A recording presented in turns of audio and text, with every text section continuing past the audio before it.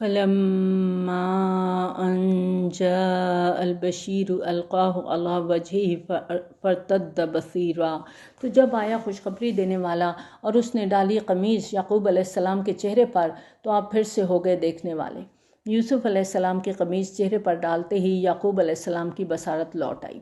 یہاں آپ دیکھیں کہ یعقوب علیہ السلام کے سامنے زندگی کا جو سب سے بڑا غم تھا وہ یوسف علیہ السلام کے کرتے کی صورت میں سامنے آیا تھا، جب وہ جھوٹ موٹ کا خون لگا کر قمیص پر لے آئے تھے۔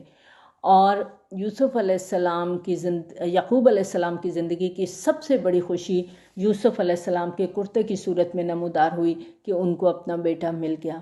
قال الم اقل لکم انی عالم من اللہ ما لا تعلمون، یعقوب علیہ السلام نے فرمایا کیا میں تم سے کہتا نہیں تھا کہ مجھے اللہ کی طرف سے ان چیزوں کا علم ہے جو تم نہیں جانتے؟ قالوا یا ابانا استغفر لنا ذنوبنا انا کنا خاطئین، انہوں نے کہا ابا جان ہمارے لیے ہمارے گناہوں کی مغفرت طلب کیجئے، یقیناً ہم خطا کار تھے۔ اب اپنی غلطی یہاں پر بھائی بھی تسلیم کر رہے ہیں، ان کے بیٹے بھی مان رہے ہیں کہ ہم سے غلطی ہوئی ہے۔ قال سوف استغفر لکم ربی انہ هو الغفور الرحیم، آپ نے فرمایا ان قریب میں مغفرت طلب کروں گا تمہارے لیے اپنے رب سے، یقیناً وہی ہے بخشش والا اور بہت رحم کرنے والا۔ یہاں پر سوفا کا لفظ آیا، یعنی یعقوب علیہ السلام نے فوری طور پر ان کے لیے استغفار نہیں کیا بلکہ وعدہ کیا کہ میں ان قریب تم لوگوں کے لیے رب سے استغفار کروں گا۔ یعنی ابھی ان کے دل میں اپنے بیٹوں کے بارے میں شاید رنج اور غصہ برقرار تھا، اور آپ کا خیال ہو کہ میں پہلے یوسف علیہ السلام سے ملوں گا، ساری ڈیٹیل جانوں گا، پھر میں اپنے رب سے ان کے لیے معافی کی درخواست کروں گا۔ فلما دخلوا علی یوسف آویٰ الیہ ابویہ، پھر جب وہ سب یوسف علیہ السلام کے پاس پہنچ گئے تو انہوں نے جگہ دی اپنے پاس اپنے والدین کو۔ کنعان سے چل کے بنی اسرائیل کا یہ پورا خاندان حضرت یوسف علیہ السلام کے پاس مصر میں پہنچا تو آپ نے خصوصی اعزاز کے ساتھ ان کا استقبال کیا اور والدین کو اپنے پاس امتیازی نشستوں پہ بٹھایا اور کہا اب آپ لوگ مصر میں داخل ہو جائیں، اللہ نے چاہا تو پورے امن و چین کے ساتھ، یعنی اب آپ کو کوئی پریشانی نہیں ہے، اللہ نے چاہا تو یہاں آپ امن چین اور سکون سے رہیں گے۔ اور آپ نے اپنے والدین کو اونچے تخت پر بٹھایا اور وہ سب کے سب یوسف علیہ السلام کے سامنے سجدے میں گر گئے۔ یہ سجدہ تعظیمی تھا جو پہلی شریعتوں میں جائز تھا۔ شریعت محمدی صلی اللہ علیہ وآلہ وسلم میں جہاں دین کی تکمیل ہو گئی ہے، وہاں پر توحید کا معاملہ بھی آخری درجے میں تکمیل کو پہنچا دیا گیا ہے، چنانچہ اب سجدہ تعظیمی حرام مطلق ہے۔ وقال یا ابت ھذا تأویل رؤیای من قبل، اور یوسف علیہ السلام نے کہا ابا جان یہ ہے تعبیر اس خواب کی جو میں نے بچپن میں دیکھا تھا۔ یہ خواب کا ذکر ہم نے آیت کے شروع میں پڑھا تھا، آیت نمبر 4 میں، کہ انہوں نے اپنے والد کو بتایا تھا کہ میں نے خواب دیکھا ہے کہ 11 ستارے اور سورج اور چاند مجھے سجدہ کر رہے ہیں، اور ان میں 11 بھائی ستاروں کی مانند اور والدین سورج اور چاند کے حکم میں ہیں۔ قد جعلھا ربی حقا، میرے رب نے اس کو سچا کر دکھایا۔ وقد احسن بی اذ اخرجنی من السجن، اور اس نے مجھ پر بہت بڑا احسان کیا جب مجھے قید خانے سے نکلوایا۔ وجاء بکم من البدو، اور آپ لوگوں کو یہاں لے آیا صحرا سے، یعنی آپ کو صحرا کی پرمشقت زندگی سے نجات دلا کے یہاں مصر کے ترقی یافتہ ماحول میں پہنچا دیا جہاں زندگی کی ہر سہولت میسر ہے۔ من بعد ان نزغ الشیطان بینی و بین اخوتی، اس کے بعد کہ شیطان نے میرے اور میرے بھائیوں کے درمیان دشمنی ڈال دی تھی۔ یقیناً میرا رب غیر محسوس طور پر تدبیر کرتا ہے جو چاہتا ہے، یقیناً وہی ہے ہر شے کا علم رکھنے والا اور حکمت والا۔ اللہ تعالیٰ اپنی مشیت کے مطابق باریک بینی سے تدبیریں کرتا ہے اور اللہ کی تدبیریں بالآخر کامیاب ہوتی ہیں۔ اس کے بعد حضرت یوسف علیہ السلام اللہ کے حضور دعا کرتے ہیں، رب قد آتیتنی من الملک وعلمتنی من تأویل الاحادیث، اے میرے رب تو نے مجھے حکومت بھی عطا کی اور مجھے خوابوں کی تعبیر کا علم بھی سکھایا یا معاملہ فہمی کا علم بھی سکھایا۔ فاطر السماوات والارض انت ولی فی الدنیا والآخرہ توفنی مسلمم و الحقنی بالصالحین۔ اے آسمانوں، اے وہ ہستی جس نے آسمانوں اور زمین کو پیدا کیا، تو ہی میرا کارساز ہے دنیا میں بھی اور آخرت میں بھی۔ مجھے وفات دیجیے فرما برداری کی حالت میں، اور مجھے شامل کر دینا اپنے صالح بندوں میں۔ یہ ہیں یوسف علیہ السلام۔ دنیا کی ہر نعمت مل گئی، بادشاہت ملی، والدین ملے، بھائی ملے، خاندان قبیلہ ملا، مصر کی حکومت، عزت، اقتدار، سب کچھ، اور دل میں تمنا اور تڑپ کیا ہے کہ اللہ مجھے تیرا ساتھ چاہیے۔ یہ سب دنیا کی نعمتیں تو عارضی ہیں، مجھے تو آخرت کی طلب ہے، اور اس کے لیے ضروری ہے توفنی مسلمن، میرا خاتمہ اسلام پر ہو، اور پھر وَأَلْحِقْنِي بِالصَّالِحِينَ، مرنے کے بعد مجھے صالحین کا ساتھ نصیب ہو۔ کیوں؟ کیونکہ دنیا میں ہم جس سے محبت کریں گے اسی کے ساتھ قیامت کے دن ہم اٹھائے جائیں گے۔ تو دنیاوی طور پہ دیکھیں یوسف علیہ السلام بلند ترین مقام پر ہیں، کوئی تکبر کا نام نہیں۔ کیا بات پتہ چلتی ہے یہاں؟ کہ مومن کو دنیا نقصان نہیں دیتی، چاہے اس کے پاس کتنی ہی زیادہ ہو، اگر اس کے دل میں دنیا کی محبت نہ ہو۔ یہ بالکل ایسے ہی ہے جیسے ایک شخص سمندر میں کشتی پہ جا رہا ہے، اب سمندر دنیا ہے، یہ اس کی ضرورت ہے کیونکہ اسے اس پر اپنا سفر طے کرنا ہے، لیکن جب تک پانی کشتی سے باہر ہے کوئی ڈر نہیں ہے، اگر پانی کشتی کے اندر آ گیا تو پھر نقصان ہی نقصان ہے۔ اسی طرح اگر ہمارے پاس کتنی بھی دنیا ہے، کتنا بھی مال و دولت ہے، کتنے بھی وسائل ہیں، اگر سب اللہ کی اطاعت میں استعمال ہو رہے ہیں تو پھر کوئی خطرہ نہیں، کوئی ڈر نہیں، نہ ہی اس میں کوئی برائی ہے۔ اگر دل میں دنیا کی محبت آ گئی، لالچ آ گیا، دنیا دل میں گھر کرنے لگی، بس گئی دنیا دل کے اندر، پھر ہلاکت کے سوا کچھ نہیں۔ کیونکہ ہم عام طور پہ ہوتا یہ ہے کہ دین میں، دنیا میں، یا دنیا کی محبت اور دنیا کی ضرورت میں ہم فرق نہیں کر پاتے، اس لیے یا تو ہم دنیا کو برا بھلا کہتے رہتے ہیں، یا پھر کہتے ہیں دنیا چھوڑ دو، سب کچھ ختم کر دو۔ دنیا کی چیزوں سے دوری مطلوب ہے، لیکن دل کی دوری مطلوب ہے۔ دنیا کے وسائل استعمال کرنا یہ اللہ کا حکم ہے۔ دنیا کمانے سے اللہ تعالیٰ منع نہیں کرتے، مال جمع کرنے سے منع نہیں کرتے، لیکن اس میں دل نہ لگاؤ۔ یاد رکھیں یہ دنیا، اس دنیا کی ساری چیزیں ہماری ضرورت، لیکن خواہشات نہیں ہیں۔ خواہشات کی تو کوئی لمٹ ہی نہیں ہوتی، ہزاروں خواہشیں ایسی کہ ہر خواہش پہ دم نکلے، اور جب ہم خواہشات کو ضروریات کا نام دے لیتے ہیں اور اسی میں اپنے آپ کو ڈبونا شروع کر دیتے ہیں تو پھر کیا ہوتا ہے؟ پھر کشتی میں اتنا پانی آ جاتا ہے کہ وہ غرق ہو جاتی ہے۔ بڑی خوبصورت دعا ہے یوسف علیہ السلام کی، فاطر السماوات والارض انت ولی فی الدنیا والآخرہ توفنی مسلما والحقنی بالصالحین آمین۔ ذالک من انباء الغیب نوحیہ الیک، یہ ہے غیب کی خبروں میں سے جو ہم وحی کرتے ہیں اے محمد صلی اللہ علیہ وآلہ وسلم آپ کی طرف۔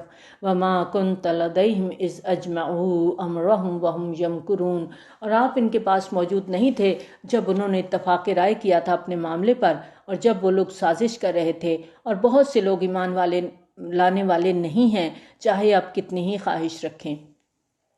یہ جیسا کہ ہم نے سورت کے آغاز میں دیکھا تھا کہ منکرین حق نے اپنی طرف سے ایک سوال کیا تھا، تو اللہ تعالیٰ فرماتے ہیں کہ ہم نے اس کا مفصل جواب دے دیا، لیکن اس کا یہ مطلب نہیں ہے کہ اتنا عمدہ اور خوبصورت جواب پا کر وہ لوگ ایمان بھی لے آئیں گے، ایسا نہیں ہوگا۔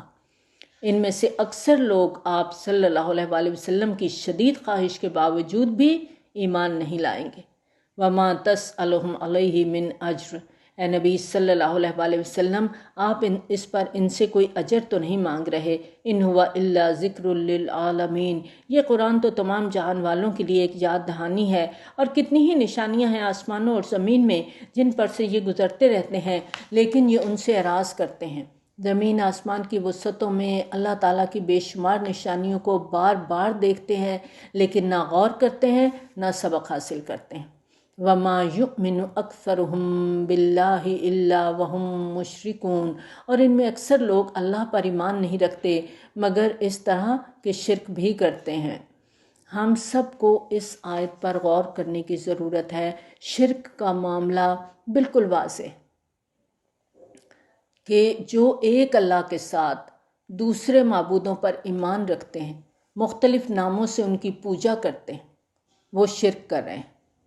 اور جو لوگ خود کو توحید پرست کہتے ہیں اور امکانی حد تک توحید پرست ہوتے بھی ہیں، لیکن بعض اوقات غیر شعوری طور پر وہ کسی نہ کسی قسم کے شرک میں ملوث ہو جاتے ہیں۔ تو شرک کو سمجھنے کے لیے بڑی گہری بصیرت کی ضرورت ہے۔ ایسی بصیرت، ایسا علم ہر صاحب شعور مسلمان پر فرض ہے تاکہ اس مہلک اور تباہ کن گناہ سے اپنے آپ کو بچا سکے، کیونکہ شرک کو قرآن بدترین گناہ اور سب سے بڑا جرم قرار دیتا ہے، اور اس گناہ کی شدت کا اندازہ ہم لگا سکتے ہیں سورۃ نساء میں آیت نمبر 48 اور آیت نمبر 116 دو مرتبہ ایک ہی بات کی گئی ہے، ان اللہ لا یغفر ان یشرک بہ ویغفر ما دون ذلک لمن یشاء، کہ اللہ تعالیٰ نہیں معاف کرے گا وہ جو شرک کرے گا، اور وہ معاف کر دے گا اس کے علاوہ جس کو چاہے گا۔ یعنی شرک کے علاوہ باقی گناہوں کی معافی کی امید ہو سکتی ہے، لیکن شرک کی معافی اللہ کے ہاں نہیں ہے۔ اور شرک کیا ہے کہ اللہ کی صفات کسی اور میں سمجھنا، کسی اور کو رازق سمجھنا، کسی اور کو دینے والا سمجھنا، کسی اور کو حاجت روا سمجھنا، مشکل کشا سمجھنا، کسی اور کی محبت اتنی دل کے اندر آ جائے کہ اللہ کی محبت پیچھے چلی جائے، اللہ کا حکم پیچھے چلا جائے، چاہے اولاد کی محبت ہو، چاہے مال کی محبت ہو، چاہے دنیا کی محبت ہو۔ جہاں ہم اللہ کو پیچھے چھوڑ دیں گے وہیں شرک کا آغاز ہو جائے گا۔ افامنوا ان تأتیہم غاشیۃ من عذاب اللہ، کیا وہ اس سے بے خوف ہو چکے ہیں کہ آ دھمکے ان پر ڈھانپ لینے والی آفت اللہ کے عذاب کی، یا آ جائے ان پر قیامت اچانک اور انہیں ان کا احساس نہ ہو۔ اے نبی صلی اللہ علیہ وآلہ وسلم، آپ کہہ دیجئے کہ یہ میرا راستہ ہے، میں اللہ کی طرف بلا رہا ہوں پوری بصیرت کے ساتھ، میں بھی اور وہ لوگ بھی جنہوں نے میری پیروی کی ہے۔ یعنی میرا اس راستے کو اختیار کرنا اور پھر اس کی طرف لوگوں کو دعوت دینا یہ کوئی عام بات نہیں ہے۔ میں اپنی بصیرت کے ساتھ، پوری سمجھ بوجھ کے ساتھ، پورے شعور کے ساتھ اس راستے پر چل رہا ہوں اور اس راستے پر دوسروں کو بھی بلا رہا ہوں۔ اور اسی طرح سے میرے پیروکار کوئی اندھے بہرے نہیں ہیں، پورے شعور کے ساتھ وہ میری پیروی کر رہے ہیں۔ وَسُبْحَانَ اللَّهِ وَمَا أَنَا مِنَ الْمُشْرِكِينَ، اور اللہ پاک ہے اور میں ہرگز شرک کرنے والوں میں سے نہیں ہوں۔ اور اے نبی صلی اللہ علیہ وآلہ وسلم، ہم نہیں بھیجتے رہے آپ سے پہلے مگر مردوں ہی کو بستیوں والوں میں سے جن کی طرف ہم وحی کرتے تھے۔ یعنی نبی صلی اللہ علیہ وآلہ وسلم سے پہلے مختلف ادوار میں، مختلف علاقوں میں جو بھی انبیاء اور رسول آئے تمام آدمی تھے اور انہی بستیوں کے رہنے والے تھے۔ تو کیا یہ لوگ زمین میں گھومے پھرے نہیں کہ وہ دیکھتے کیا انجام ہوا ان لوگوں کا جو ان سے پہلے تھے؟ انہی اقوام کے انجام کی طرف اشارہ ہے جن کا ذکر قرآن بار بار کرتا ہے، جن کے کھنڈرات ان کے راستے میں تھے اور یہ ان کو دیکھتے تھے۔ وَلَدَارُ الْآخِرَةِ خَيْرٌ لِّلَّذِينَ اتَّقَوْا أَفَلَا تَعْقِلُونَ، اور یقیناً آخرت کا گھر بہتر ہے ان لوگوں کے لیے جو تقویٰ کی روش اختیار کریں، تو کیا تم عقل سے کام نہیں لیتے؟ حتیٰ اذا استیأس الرسل، یہاں تک کہ جب رسول مایوس ہو گئے، یعنی متعلقہ قوم میں جس قدر فطرت سلیمہ کی استعداد تھی، جتنا پوٹینشیل تھا، اس لحاظ سے نتائج جب سامنے آ گئے، جن لوگوں نے ایمان لانا تھا وہ ایمان لے آئے، مزید کسی کے ایمان لانے کی کوئی توقع نہیں تھی۔ وَظَنُّوا أَنَّهُمْ قَدْ كُذِبُوا، اور لوگ سمجھ بیٹھے کہ ان سے جھوٹ بولا گیا ہے۔ یہاں جو ظنّوا کا لفظ ہے یہ متعلقہ قوم کے متعلق ہے، یعنی اب تک جو لوگ ایمان نہیں لائے تھے وہ مزید دلیر ہو گئے، انہوں نے سمجھا کہ یہ سب جھوٹ تھا، یہ جو پیغمبر نے بتایا کہ عذاب آئے گا تو ایسا کچھ نہیں ہوتا، اگر یہ باتیں سچ ہوتی تو اتنے عرصے سے ہم پیغمبر کو ستا رہے ہیں، اس کی نافرمانی کر رہے ہیں، اس کی بات نہیں مان رہے، تو جو عذاب کی دھمکیاں مل رہی تھیں وہ پوری ہو جانی چاہیے تھی۔ ہم تو ایمان نہیں لائے، عذاب بھی نہیں آیا، اس کا مطلب ہے کہ نبوت کا دعویٰ بھی جھوٹا ہے اور عذاب کے ڈراوے بھی جھوٹے ہیں۔ جاءہم نصرنا، تو ان کو ہماری مدد آ پہنچی، یعنی انبیاء اور رسل کی دعوت اور حق اور باطل کی کشمکش کے دوران ہمیشہ سے ایسا ہوا کہ جب دونوں طرف کی سوچ اپنی اپنی آخری حد تک پہنچ گئی کہ پیغمبر سمجھتے تھے کہ اب اور کوئی ایمان نہیں لائے گا، اور منکرین سمجھتے تھے کہ کوئی عذاب وغیرہ نہیں آئے گا، سب ڈھونگ ہے، جھوٹ ہے، تو عین ایسے موقع پر نبیوں اور رسولوں کے پاس ہماری طرف سے مدد پہنچ جاتی۔ فَنُجِّيَ مَن نَّشَاءُ وَلَا يُرَدُّ بَأْسُنَا عَنِ الْقَوْمِ الْمُجْرِمِينَ، بس بچا لیا گیا ان کو جن کو ہم نے چاہا، اور ہمارا عذاب پھیرا نہیں جا سکتا مجرم قوم سے۔ یعنی اپنے انبیاء اور رسل کے لیے ہماری یہ مدد منکرین حق پر عذاب کی صورت میں آتی، اور اس عذاب سے جسے ہم چاہتے بچا لیتے۔ لیکن اس سلسلے کی اٹل حقیقت یہ ہے کہ ایسے موقع پر مجرمین پر ہمارا عذاب آ کے ہی رہتا ہے، ان کی طرف سے اس کا رخ کسی طور بھی موڑا نہیں جا سکتا۔ لَقَدْ كَانَ فِي قَصَصِهِمْ عِبْرَةٌ لِأُولِي الْأَلْبَابِ، یقیناً ان کے واقعات میں ہوش مند لوگوں کے لیے عبرت ہے، یعنی جن کے اندر ذرا بھی عقل ہے، ذرا بھی ہوش ہے، وہ ان قصوں سے عبرت حاصل کر کے اللہ کو ایک مان لیتے ہیں۔ مَا كَانَ حَدِيثًا يُفْتَرَىٰ وَلَٰكِن تَصْدِيقَ الَّذِي بَيْنَ يَدَيْهِ، یہ قرآن ایسی بات نہیں جسے گھڑ لیا گیا ہو، بلکہ یہ تو تصدیق کرتے ہوئے آیا اس کی جو اس سے پہلے موجود تھی، یعنی یہ واقعات تورات میں بھی ہیں اور قرآن انہی واقعات کی تصدیق کر رہا ہے۔ وَتَفْصِيلَ كُلِّ شَيْءٍ وَهُدًى وَرَحْمَةً لِقَوْمٍ يُؤْمِنُونَ، اور اس میں تفصیل ہے ہر چیز کی، اور ہدایت اور رحمت ہے ان لوگوں کے لیے جو اس پر ایمان لاتے ہیں۔ ایک بار پھر قرآن کے بارے میں بتا دیا گیا کہ قرآن کیا ہے؟ ہدن، ہدایت ہے، اور رحمتن، رحمت ہے، کس کے لیے؟ لقوم یؤمنون، ایمان والوں کے لیے، مومن کے لیے، جو سچے معنوں میں اپنے رب کا ہو جاتا ہے تو قرآن اس کے لیے ہدایت اور رحمت بن جاتا ہے۔ یہ وہ علم ہے جو اس دنیا میں انسان کے لیے ضروری، اور وہ رہنمائی جو دنیا کی زندگی میں ہمیں درکار ہے، وہ ساری کی ساری اللہ تعالیٰ نے اس قرآن میں رکھ دی۔ اب یہ ہمارے اوپر ہے کہ ہم اس سے کوئی ہدایت لیتے ہیں یا پھر اپنی مرضی، اپنے من مانی کی زندگی گزار کے ایک دن قبروں میں جا سوئیں گے۔ چوائس ہمارے پاس ہے۔ سورۃ رعد ہم شروع کرنے جا رہے ہیں۔ بسم اللہ الرحمن الرحیم۔ الف لام میم را، حروف مقطعات ہیں۔ تلک آیات الکتاب، یہ کتاب کی آیات ہیں۔ والذی انزل الیک من ربک الحق ولکن اکثر الناس لا یؤمنون، اے نبی صلی اللہ علیہ وآلہ وسلم، جو چیز آپ پر نازل کی گئی ہے آپ کے رب کی طرف سے وہ حق ہے، لیکن اکثر لوگ ایمان نہیں لاتے۔ اللہ الذی رفع السماوات بغیر عمد ترونہا، اللہ ہی ہے جس نے اٹھایا آسمانوں کو بغیر ایسے ستونوں کے جنہیں تم دیکھتے ہو۔ اس کائنات کے اندر جو بلندیاں ہیں اس کو نہ کسی ستون کی ضرورت ہے، نہ کسی طبعی سہارے کی ضرورت ہے، بلکہ اللہ تعالیٰ کی طرف سے کشش کا ایک عظیم الشان نظام وضع کر دیا گیا ہے، جس کے تحت تمام کہکشائیں، تمام ستارے، تمام سیارے اپنے اپنے آربٹ میں ہیں اور اپنے اپنے آربٹ میں گھوم رہے ہیں۔ ثم استوى علی العرش وسخر الشمس والقمر، پھر وہ متمکن ہوا عرش پر اور اس نے مسلسل کام میں لگا دیا سورج اور چاند کو۔ کل یجری لاجل مسمى، ہر ایک چل رہا ہے ایک وقت معین کے لیے، یعنی اس کائنات کی ہر چیز متحرک ہے، ہر چیز چل رہی ہے۔ ہم جانتے ہیں کہ زمین بھی چلتی رہتی ہے، مسلسل گردش میں ہے، یہاں پر سکون اور قیام کا کوئی تصور نہیں ہے۔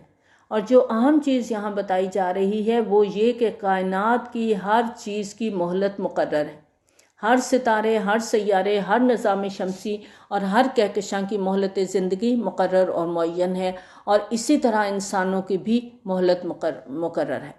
یدبر الامر یفصل الآیات لعلکم بلقاء ربکم توقنون، وہ تدبیر فرماتا ہے اپنے معاملات کی اور تفصیل بیان کرتا ہے اپنی آیات کی، لعلکم بلقاء ربکم توقنون، تاکہ تم اپنے رب کی ملاقات کا یقین کر لو۔ رب کی ملاقات کا یقین ہے نا؟ اگر ہمیں یقین ہو کہ ہمیں اپنے رب سے ملنا ہے تو پھر ہمارے عمل کیسے ہونے چاہیے؟ کیا ہمارے عمل ایسے ہیں؟ اللہ تعالیٰ سے دعا کرتے ہیں اللہ ہمیں ایسا بنا دے کہ تو ہم سے راضی ہو جائے، جب ہم تجھ سے ملاقات کریں تو ہم سرخرو ہوں۔ آمین۔ وَهُوَ الَّذِي مَدَّ الْأَرْضَ وَجَعَلَ فِيهَا رَوَاسِيَ وَأَنْهَارًا، اور وہی ہے جس نے زمین کو پھیلایا اور بنائے اس میں پہاڑ اور ندیاں۔ اللہ تعالیٰ نے زمین کا توازن برقرار رکھنے کے لیے پہاڑوں کو کھونٹوں کی طرح گاڑ دیا، کیلوں کی طرح گاڑ دیا، اور پانی کی فراہمی کے لیے دریا اور ندیاں بہا دیں۔ وَمِن كُلِّ الثَّمَرَاتِ جَعَلَ فِيهَا زَوْجَيْنِ اثْنَيْنِ، اور اس نے ہر طرح کے پھلوں میں جوڑے بنا دیے۔ جوڑے بنانے کے اس قانون کو اللہ تعالیٰ نے سورہ ذاریات کی آیت نمبر 49 میں بیان فرمایا ہے، وَمِن كُلِّ شَيْءٍ خَلَقْنَا زَوْجَيْنِ، اور ہر چیز کے ہم نے جوڑے بنائے۔ یہ زوجین نر اور مادہ کی تخلیق اور ان کا قاعدہ قانون اللہ تعالیٰ نے باقاعدہ نظام کے طور پر رکھا ہے۔ یہاں پر پھلوں کے حوالے سے بات کی گئی ہے، اور ہم جانتے ہیں کہ نباتات میں بھی نر اور مادہ کا باقاعدہ نظام موجود ہے۔ کہیں نر اور مادہ پھول الگ الگ ہوتے ہیں، اور کہیں ایک ہی پھول کے اندر ایک حصہ نر ہوتا ہے، ایک حصہ مادہ ہوتا ہے۔ یغشی اللیل النہار، وہ ڈھانپ دیتا ہے دن پر رات کو۔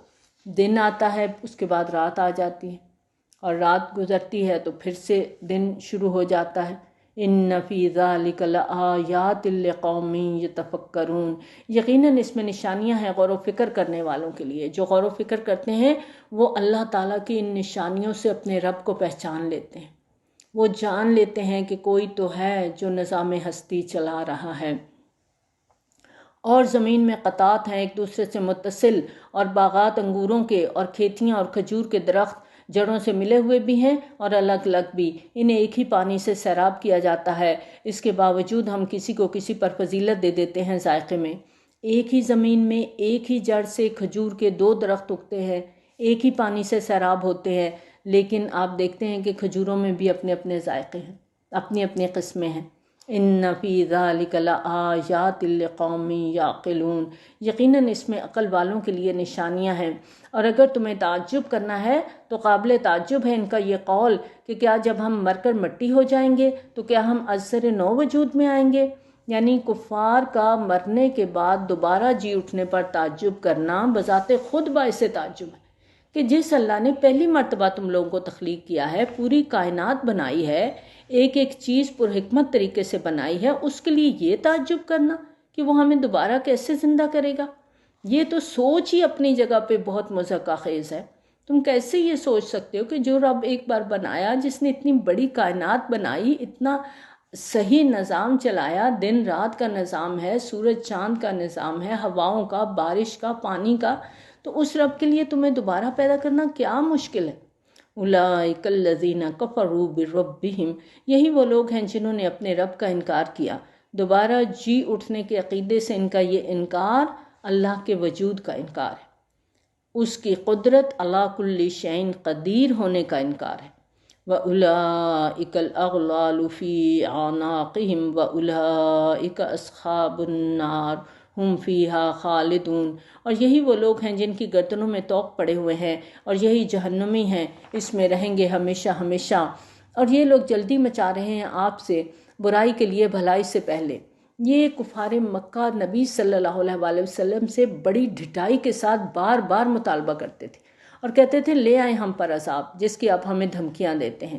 وَقَدْ خَلَتْ مِن قَبْلِهِمُ الْمَثُلَاتُ، حالانکہ ان سے پہلے بہت سی مثالیں گزر چکی، یعنی اللہ کے عذاب کی عبرتناک مثالیں گزشتہ اقوام کی تاریخ کی صورت میں ان کے سامنے ہیں، اور یہ سب جانتے ہیں۔ وَإِنَّ رَبَّكَ لَذُو مَغْفِرَةٍ لِلنَّاسِ عَلَىٰ ظُلْمِهِمْ، اور یقیناً آپ کا رب لوگوں کے حق میں معاف کرنے والا ہے ان کے ظلم کے باوجود۔ یہ اللہ کی رحمت ہے، یہ اللہ کی شان غفاری ہے کہ ان کے مطالبے کے باوجود، ان کے شرک اور ظلم میں اس حد تک بڑھ جانے کے باوجود اللہ تعالیٰ ان کو عذاب نہیں دے رہے۔ وَإِنَّ رَبَّكَ لَشَدِيدُ الْعِقَابِ، اور یقیناً آپ کا رب سخت سزا دینے والا ہے۔ اللہ کے لیے عذاب لانا کچھ مشکل نہیں ہے، لیکن اللہ تمہیں مہلت دے رہا ہے۔ وَيَقُولُ الَّذِينَ كَفَرُوا لَوْلَا أُنزِلَ عَلَيْهِ آيَةٌ مِّن رَّبِّهِ، اور کافر لوگ کہتے ہیں کیوں نہیں اتاری گئی اس شخص پر کوئی نشانی اس کے رب کی طرف سے۔ یہ بار بار کہتے تھے کہ اگر آپ رسول ہیں تو جیسے پہلے انبیاء علیہ السلام پر معجزات آئے ہیں آپ پر کیوں نہیں آیا؟ انما انت منذر ولکل قوم ہاد، اے نبی صلی اللہ علیہ وآلہ وسلم آپ تو بس خبردار کر دینے والے ہیں اور ہر قوم کے لیے ایک ہادی ہے۔ جس طرح ہم نے ہر قوم کے لیے پیغمبر بھیجے، اسی طرح آپ کو بھی ہم نے ان لوگوں کی ہدایت کے لیے بھیجا ہے۔ آپ کے ذمے خوشخبری دینا، خبردار کرنا اور نصیحت کرنا ہے، بس آپ اپنا یہ فرض ادا کرتے رہیں۔ اللہ یعلم ما تحمل کل انثی، اللہ خوب جانتا ہے کہ ہر مادہ کیا اٹھائے ہوئے ہے۔ ہر مادہ چاہے انسان ہے، حیوان ہے، اس کے رحم میں جو بھی ہے اللہ کے علم میں ہے۔ وہ جانتا ہے جس قدر رحم سکڑتے ہیں یا بڑھتے ہیں۔ جب حمل ٹھہر جاتا ہے رحم سکڑتا ہے، جب بچہ بڑھنا شروع ہوتا ہے تو اس کے بڑھنے سے رحم پھیلنا شروع ہو جاتا ہے۔ ایک ایک مادہ کے اندر ہونے والی ایک ایک تبدیلی اللہ کے علم میں ہے۔ وَكُلُّ شَيْءٍ عِندَهُ بِمِقْدَارٍ، اور ہر چیز اس کے ہاں اندازے کے مطابق ہے۔ اس کائنات کا پورا نظام ایک طے شدہ حکمت عملی کے تحت چل رہا ہے۔ ہر چیز کی مقدار اور ہر کام کے لیے قاعدہ اور قانون مقرر ہے۔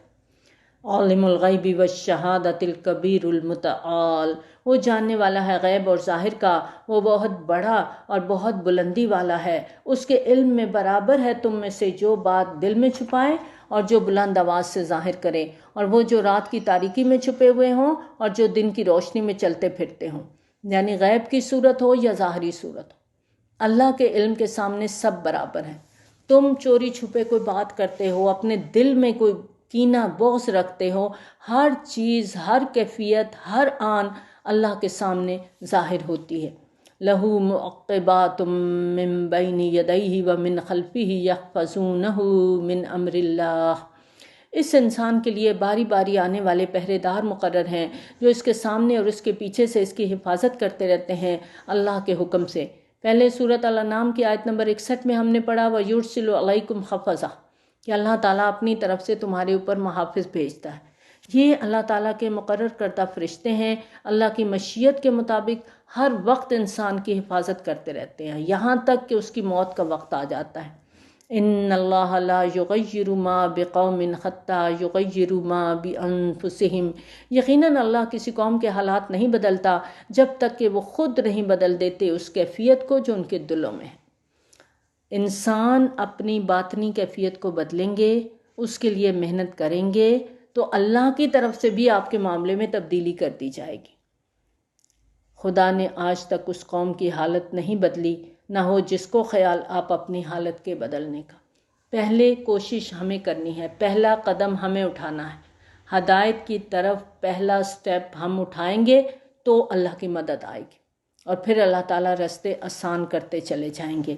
اور جب اللہ کسی قوم کے لیے کسی عذاب کا فیصلہ کر لیتا ہے تو پھر اس کو لوٹانے والا کوئی نہیں، اور نہیں ہے ان کے لیے اللہ کے سوا کوئی مددگار۔ وہی ہے جو تمہیں دکھاتا ہے بجلی کی چمک خوف سے بھی اور امید سے بھی، اور وہ اٹھاتا ہے بڑے بوجھل بادل۔ گہرے بادلوں کی گرج چمک میں خوف کے سائے بھی ہوتے ہیں، لیکن ساتھ ساتھ امید بھی ہوتی ہے کہ بارش ہوگی، فصلیں لہلہائیں گی، قحط سالی خوشحالی میں بدل جائے گی۔ یعنی ایسی صورتحال میں خوف اور امید کی کیفیت ایک ساتھ دلوں پہ طاری ہوتی ہے۔ وَيُسَبِّحُ الرَّعْدُ بِحَمْدِهِ وَالْمَلَائِكَةُ مِنْ خِیفَتِهِ، اور تسبیح کرتی ہے کڑک اس کے حمد کے ساتھ اور فرشتے بھی اس کے خوف سے۔ یہ گرج اور کڑک کی آواز دراصل اللہ کی تسبیح کا ایک انداز ہے۔ وَيُرْسِلُ الصَّوَاعِقَ فَيُصِيبُ بِهَا مَن يَشَاءُ، اور وہ بھیجتا ہے کڑکدار بجلیاں، پھر وہ گرا دیتا ہے انہیں جس پر چاہتا ہے، اور وہ اس وقت اللہ کے بارے میں جھگڑ رہے ہوتے ہیں اور اس کی پکڑ بہت سخت ہے۔ لہو دعوت الحق، اسی کو پکارنا حق ہے، یعنی اللہ ہی ایک ہستی ہے جس کو پکارنا، جس سے دعا کرنا، جس کے در پہ گڑ گڑانا، رونا، فریاد کرنا، یہ برحق ہے، کیونکہ وہی ہے جو تمہاری پکار کو سنتا ہے، وہ تمہاری حاجت کو جانتا ہے، وہ تمہاری حاجت روائی کرنے پر پوری قدرت رکھتا ہے۔ اس لیے لہو دعوت الحق، اس کو پکارنا حق بھی ہے اور فائدہ مند بھی ہے۔ اگر تم اسے چھوڑ کر کسی اور کو پکارو گے، چاہے کوئی فرشتہ ہے، ولی ہے، نبی ہے، کوئی بت ہے، کوئی قبر میں لیٹا ہوا شخص ہے، کوئی تمہاری پکار، تمہاری فریاد کو نہیں سنے گا۔ جیسا کہ اگلی آیت میں اللہ تعالیٰ مثال دے کر سمجھا رہے ہیں کہ تمہاری ہر ایسی پکار اکارت جائے گی۔ والذین یدعون من دونہ لا یستجیبون لہم بشیء، اور جن کو یہ لوگ پکار رہے ہیں اس کے سوا، وہ ان کی دعا کو کسی طرح بھی قبول نہیں کرتے، یعنی ان کی کوئی داد رسی نہیں کر سکتے، ان کی دعائیں نہیں سنتے۔ الا کباسط کفیہ الی الماء لیبلغ فاہ وما هو ببالغہ، مگر جیسے کوئی پھیلا دے اپنے دونوں ہاتھ پانی کی طرف کہ وہ اس کے منہ تک پہنچ جائیں، حالانکہ وہ اس کے منہ تک پہنچنے والا نہیں ہے، جیسے کہ کسی شخص کو بہت زیادہ پیاس لگی ہو۔ اب دیکھیں اسکول کے زمانے میں ہم لوگ کیسے پانی پیتے تھے، اب تو تھرماس لے کے جاتے ہیں، تب تو نہیں ہوتا تھا، اسکول میں نلکا لگا ہوتا تھا تو ہاتھ کو ہم لوگ تھوڑا سا گولائی میں کر کے پھر اس کے اندر پانی ڈال کے پیتے تھے۔ اگر ہم بالکل ہاتھ کو پھیلا دیں، جیسے آپ بالکل اسٹریٹ پوری طرح سے پھیلا دیتے ہیں، اس کے اوپر پانی پڑے گا تو وہ پانی آپ پینا چاہیں گے تو پی نہیں سکتے۔ تو اللہ تعالیٰ فرماتے ہیں کہ جیسے ہاتھ پھیلا کے پانی کو منہ کی طرف لے جانا بیکار کام ہے، پانی منہ تک جائے گا ہی نہیں، بالکل اسی طرح غیر اللہ کو پکارنا، اس کے سامنے گڑ گڑانا، اس سے امیدیں رکھنا کہ وہ ہماری حاجت روائی کرے گا، ہماری مشکل کشائی کرے گا، اس سے بڑی اور بیکار بات ہو نہیں سکتی۔ وما دعاء الکافرین الا فی ضلال، اور کافروں کی دعا تو بالکل بیکار ہے۔ جو لوگ اللہ کے سوا کسی کو پکارتے ہیں ان کی پکار بالکل لا حاصل ہے۔ وَلِلَّهِ يَسْجُدُ مَن فِي السَّمَاوَاتِ وَالْأَرْضِ طَوْعًا وَكَرْهًا وَظِلَالُهُم بِالْغُدُوِّ وَالْآصَالِ، اللہ ہی کو سجدہ کرتا ہے جو کوئی بھی آسمانوں میں اور زمین میں ہے، آمادگی کے ساتھ بھی اور مجبوراً بھی، اور ان کے سائے بھی صبح و شام اسی کو سجدہ کرتے ہیں۔ تو اے انسان، کیا تو سجدہ نہیں کرے گا؟ آیت سجدہ ہے، ہم سب سجدہ تلاوت ادا کریں گے۔ اب دیکھیں صبح کے وقت سورج نکلتا ہے اور سائے زمین پر لمبے ہو کر پڑے ہوتے، تو وہ کیا کر رہے ہیں؟ اللہ کو سجدہ کر رہے ہیں۔ اسی طرح سے شام کو غروب آفتاب کے وقت بھی سائے لمبے ہو جاتے ہیں، وہ بھی حالت سجدہ میں ہوتے ہیں۔ قل من رب السماوات والارض قل اللہ، ان سے پوچھئے کون ہے آسمانوں اور زمین کا مالک، کہیے اللہ ہی ہے۔ کہیے کیا تم نے اس کو چھوڑ کر ایسے حمایتی بنا لیے جو خود اپنے لیے کسی بھی نفع یا نقصان کا اختیار نہیں رکھتے؟ ان سے پوچھے کیا برابر ہے اندھا اور دیکھنے والا، یا کیا برابر ہے اندھیرے اور روشنی؟ کیا انہوں نے اللہ کے ایسے شریک ٹھہرا لیے ہیں جنہوں نے تخلیق کی ہے اس کی تخلیق کی طرح، تو یہ تخلیق ان پر مشتبہ ہو گئی ہے۔ یعنی ایسے لگتا ہے کہ ان مشرکین کا معاملہ، ان کے معبودوں، ان کی جو ان مشرکین کا جو معاملہ ہے وہ ایسے معلوم ہوتا ہے کہ جیسے ان کے معبودوں نے کوئی مخلوق پیدا کر رکھی اور کچھ مخلوق اللہ نے پیدا کی ہے۔ اب وہ بیچارے اس مشکل میں پڑے ہوئے ہیں کہ کون سی مخلوق کو اللہ سے منسوب کریں اور کس کس کو اپنے معبودوں کی مخلوق مانیں۔ لیکن ایسا تو نہیں ہے، وہ خود اس بات کو تسلیم کرتے ہیں کہ آسمان زمین میں جو کچھ بھی ہے اس کا خالق اور مالک صرف اللہ ہے۔ تو پھر اللہ کو واحد معبود ماننے میں کیوں شک کا شکار ہوتے ہیں؟ کیوں اللہ کو ایک نہیں مانتے؟ کیوں اللہ کی صفات کسی اور کو دیتے ہیں، کسی اور کو رازق کہتے ہیں، کسی اور کو دینے والا کہتے ہیں، کسی اور کو حاجت روا مشکل کشا کہتے ہیں؟ قل اللہ خالق کل شیء وہو الواحد القہار، کہہ دیجئے اللہ ہی خالق ہے ہر شے کا اور وہ یکتا ہے سب پر حاوی۔ وہ آسمان سے پانی برساتا ہے، پھر تمام ندیاں بہنے لگتی ہیں اپنی اپنی وسعت کے مطابق۔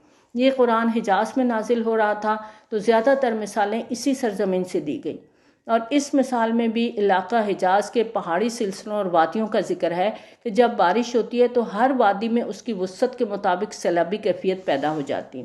کسی وادی کا کیچمنٹ ایریا زیادہ ہوتا ہے وہاں زیادہ زوردار سیلاب آ جاتا ہے، جس کا کم ہوتا ہے وہاں تھوڑا سیلاب آ جاتا ہے۔ فَاخْتَمَلَ السَّيْلُ زَبَدَ الرَّابِيَةَ، پھر اٹھا لاتا ہے سیلاب ابھرتے جھاگ کو، یعنی پانی جب زور سے بہتا ہے تو اس کے اوپر جھاگ بن جاتی ہے، لیکن اس جھاگ کی کوئی حقیقت اور وقت نہیں ہوتی۔ اور جن دھاتوں کو یہ لوگ آگ پر تپاتے ہیں زیور یا دوسری چیزیں بنانے کے لیے، ان پر بھی اسی طرح کا جھاگ ابھرتا ہے۔ اس طرح اللہ حق اور باطل کو ٹکراتا ہے تو جو جھاگ ہے وہ خشک ہو کر زائل ہو جاتا ہے، یعنی جھاگ کی کوئی حقیقت اور حیثیت نہیں ہوتی۔ اصل نتائج کے اعتبار سے جھاگ کا ہونا نہ ہونا برابر ہے، اور جو چیز لوگوں کے لیے مفید ہوتی ہے وہ ٹھہر جاتی ہے زمین میں۔ سیلاب کا پانی زمین میں جذب ہوتا ہے، فائدہ مند ثابت ہوتا ہے، جبکہ جھاگ ضائع ہو جاتا ہے۔ اسی طرح جو پگھلی ہوئی دھات کے اوپر پھولا ہوا جھاگ ہے اور میل کچیل ہے، وہ بالکل بیکار چیز ہے۔ اصل خالص دھات اس جھاگ کے نیچے کی تہہ میں موجود ہوتی ہے، جس سے زیور یا کوئی دوسری قیمتی چیز بنائی جاتی ہے۔ کذالک یضرب اللہ الامثال، اسی طرح اللہ تعالیٰ مثالیں بیان کرتا ہے۔ جس طرح سیلاب کا پانی فائدہ مند ہے اور جھاگ بیکار ہے، حالانکہ جھاگ زیادہ ہوتا ہے، اور جس طرح آپ دھات کو گرم کرتے ہیں اور اس میں بھی بے شمار جھاگ پیدا ہو جاتا ہے، تو وہ بھی جھاگ بے شک کتنا بھی زیادہ ہو، لیکن ایک وقت آتا ہے کہ اسے ختم ہونا ہوتا ہے۔ تو یہ مثال دے کر اللہ تعالیٰ ہم سب کو سمجھا رہے ہیں کہ حق تھوڑا بھی ہو تو باطل کے مقابلے میں اس کی اہمیت بہت زیادہ ہے۔ باطل کتنا بھی زور آور ہو، وہ محض جھاگ کی طرح ہے، اسے ختم ہونا ہی ہونا ہے۔ للذین استجابوا لربہم الحسنی، جن لوگوں نے اپنے رب کی دعوت پر لبیک کہا ان کے لیے بھلائی ہے۔ والذین لم یستجیبوا لہ لو ان لہم ما فی الارض جمیعا ومثلہ معہ لافتدوا بہ، اور جنہوں نے اس کی دعوت کو قبول نہیں کیا، اگر ان کے پاس جو کچھ ہے زمین میں وہ سارے کا سارا اور اس کے ساتھ اتنا ہی اور بھی وہ بدلے میں دے ڈالیں۔ یعنی دو قسم کے لوگ ہیں، ایک وہ لوگ ہیں جو رب کی دعوت پر لبیک کہا انہوں نے، تو ان کے لیے کیا ہے؟ حسنہ، ان کے لیے بھلائی ہے۔ دوسرے وہ لوگ ہیں لم یستجیبوا لہ، اپنے رب کی دعوت کو انہوں نے قبول نہیں کیا۔ اب جب وہ قیامت کے دن جائیں گے، وہاں پر وہ جو کچھ بھی انہوں نے دنیا کمائی ہوئی تھی وہ سارا کچھ دینا چاہیں گے، لیکن اولئک لہم سوء الحساب، یہ لم یستجیبوا والے جو ہیں، جو اللہ کی دعوت پر لبیک نہیں کہتے، ان کے لیے برا حساب ہے۔ وَمَأْوَاهُمْ جَهَنَّمْ، اور ان کا ٹھکانہ جہنم ہے۔ وَبِئْسَ الْمِہَادُ، اور بہت برا ٹھکانہ ہے۔ اللہم لا تجعلنا منہم، یا اللہ ہمیں ان لوگوں میں شامل کرنا جنہوں نے تیری دعوت پر لبیک کہا۔ یا اللہ ہمیں الحسنہ کمانے کی توفیق دے دے، ہمیں ان لوگوں میں شامل نہ کرنا جو تیری دعوت کو نہیں مانتے۔ اللہ تعالیٰ نے قرآن میں ہمیں ایک ایک چیز کھول کے بتا دی ہے، چوائس ہمارے اوپر ہے۔ دو قسم کے لوگ اللہ نے بتا دیے، ایک وہ جو اللہ کی دعوت پر لبیک کہتے ہیں، جو قرآن پڑھتے ہیں، سمجھتے ہیں اور پھر اس کے مطابق اپنی زندگیوں میں تبدیلی لاتے ہیں۔ وہ دیکھتے ہیں کہ کہاں میں غلط ہوں اور کہاں مجھ سے پہلے غلطی ہوئی، اب مجھے اس کی اصلاح کرنی، تو ایسے لوگوں کے لیے بھلائیاں ہیں۔ اور پھر جو اکڑے ہوئے ہیں، جو اپنی مرضی اپنی منمانی کرتے ہیں، تو پھر جب وہ قیامت کے دن جائیں گے، کچھ بھی فدیے کے طور پر دینا چاہیں گے، کچھ بھی قبول نہیں ہوگا، اور ان کے لیے صرف جہنم ہے۔ اللہ تعالیٰ ہم سب کو جہنم کی آگ سے بچائے اور ہم سے وہ عمل کروائے کہ وہ ہم سے راضی ہو جائیں۔ آمین۔ وآخر دعوانا الحمدللہ رب العالمین۔ سبحانک اللہم وبحمدک، نشہد ان لا الہ الا انت، نستغفرک ونتوب الیک۔ السلام علیکم ورحمۃ اللہ وبرکاتہ۔